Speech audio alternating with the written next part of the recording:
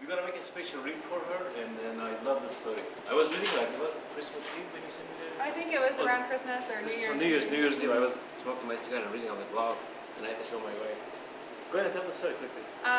So my fiance and I are both classicists. He got his master's degree in Latin and Greek, and when we started dating, we were reading Ovid together and discovered that our favorite Ovidian myth was the story of Bacchus and Philemon. And in a nutshell, Bacchus and Philemon were some poor villagers, and Zeus and Hermes came to the village because they'd heard that there was descent. And so they came to this village and went to all of the rich houses and as they went dressed as beggars, and they weren't able to,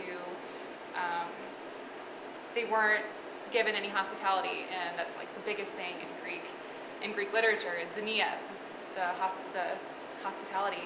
And so they went to this poor village this poor house of Bacchus and Philemon, and Bacchus and Philemon honored xenia, and even though they only had one goose, they offered to serve the goose to their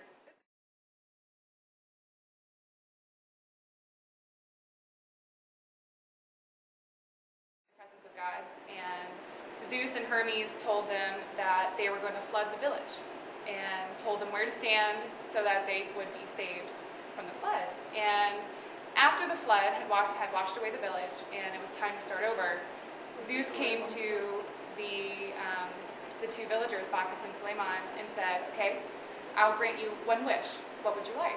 And they said, well, we'd like to be your temple dedicates and serve the temple of Zeus.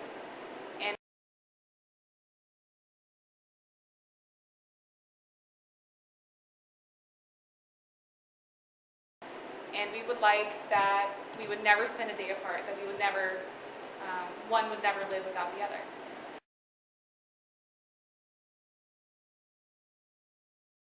So 20 years later, when it was time, when they died, they looked at each other and gazed in each other's eyes, and as they were looking at each other with their final breath, they started to become trees.